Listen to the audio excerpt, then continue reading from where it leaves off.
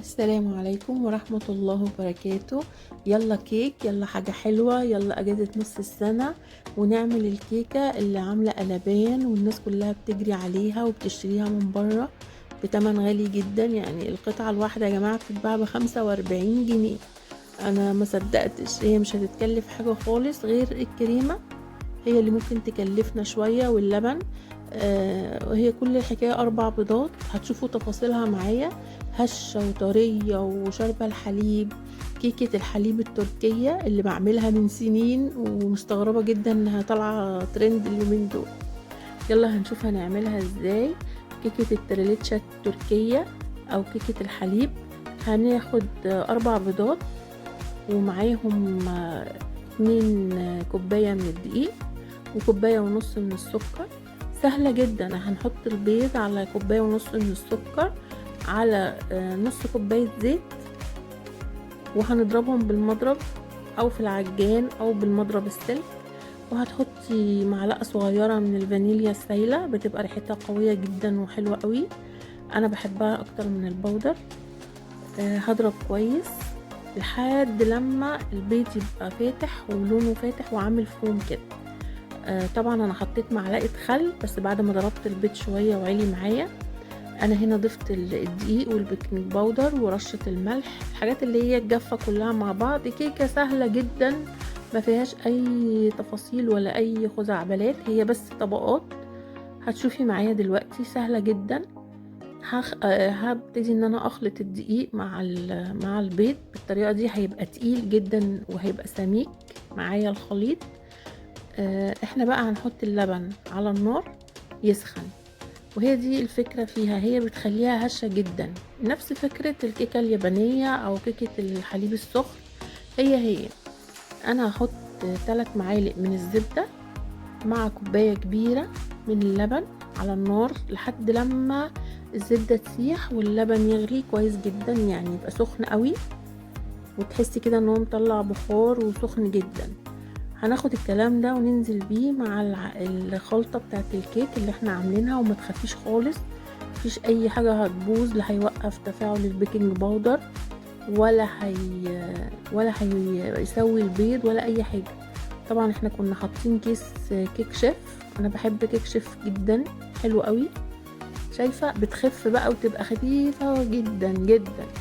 انا هنا جبت البايركس بتاعي، انا حطيتها في بايركس عشان اوريكم الطبقات بتاعتها لما نعملها تبقى باينه قدامكم، ما تبقاش متغطيه.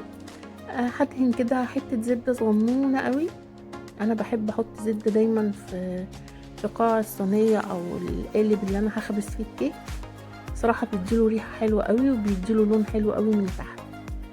انا هنزل بخليط الكيك زي ما انت شايفه كده، ناعمه جدا، خليط هش قوي. هتخش الفرن على درجه حراره 180 رف اوسط، هتقعد حوالي نص ساعه وهتتابعيها. هتشوفيها دلوقتي لما تستوي. انا هنا هبتدي ان انا اعمل طبقه الكريم شانتيه. هتحطي مثلا نص كوبايه ميه متلجه وهتحطي معاها كوبايه كريمه، ولما تعوز تزودي هتزودي بالتدريج عشان كل كريمه ليها مقدار.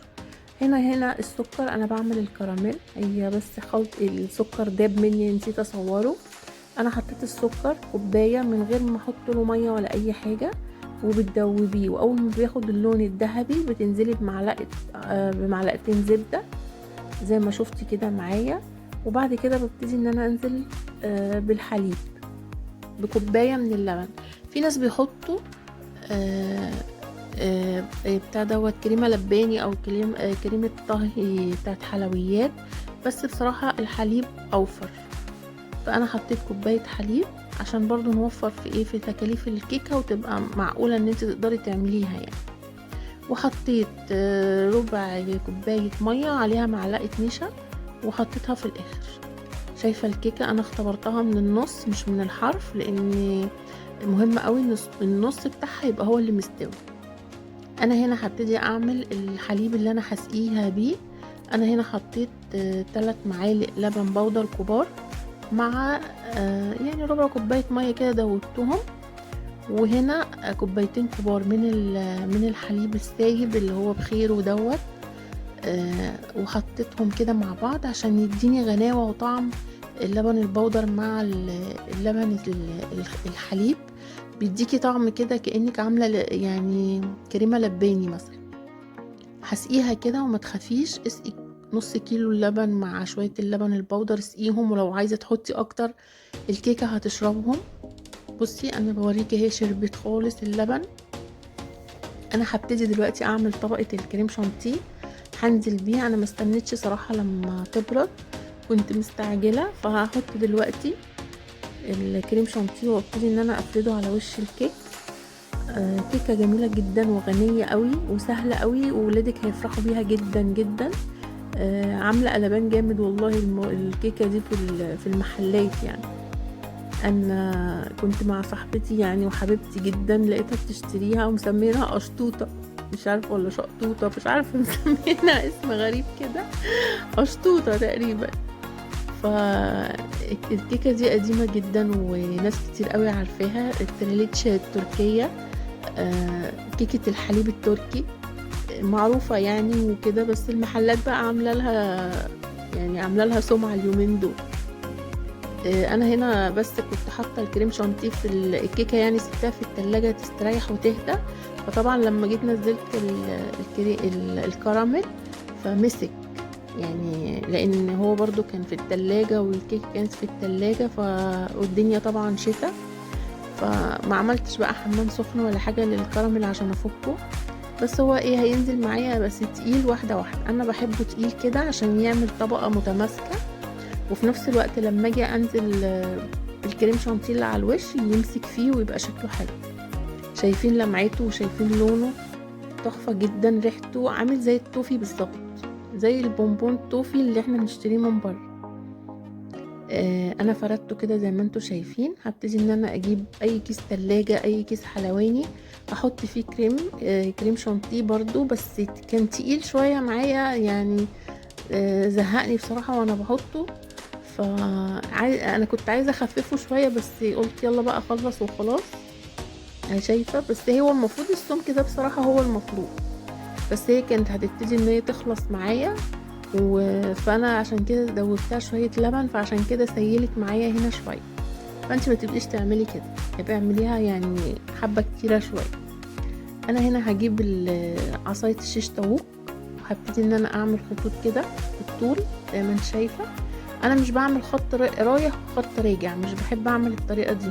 انا بنزل كده وبعد كده بقلب الصينيه واجيبها بالعكس، بحس انها بتظبط معايا اكتر. وهي اصلا طالعه مش مظبوطه قوي معايا المره دي، بس اوعدك ان هي هتعجبك جدا جدا، طعمها وريحتها شكلها تحفه.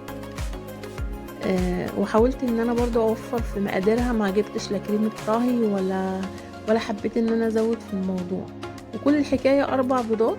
هي بس انت ممكن هتجيبي كيلو لبن، هي بتاخد لبن كتير لان هي كيكه حليب اساسا، بس حاجه حلوه هتفرح ولادك وهتبسطهم وهتعجبك جدا، ومغذيه وطعمها تحفه. هي طعمها فعلا خطير، خصوصا للناس اللي بتحب الكراميل زيي، انا بحب الكراميل جدا. بيبقى طعمه حلو قوي، وخصوصا لو الزبدة بقى يعني بلدي كده وحلوة وريحتها حلوة، بتفرق جدا جدا في الكراميل. وطبعا معلقة النشا برضو بتديله سمك عشان يعمل معاكي طبقة. بصي الطبقات، الكيك وبعد كده الكريم شانتيه وبعد كده الكراميل، شايفة طبقات واضحة جدا. الكيكة حلوة قوي قوي، هشة، هتعجبك جدا. هبتدي ان انا اقطعها قطع، وهحاول ان انا اجيب شكل القطع اللي هما بيبيعوها بره، في القطعة في علبة كده صغنططة بيبيعوها ب45 جنيه. يعني شوفي انت بقى تطلعي كام قطعة زي اللي هما بيبيعوها دي، وهي ما كلفتكيش ال45 جنيه اصلا كلها.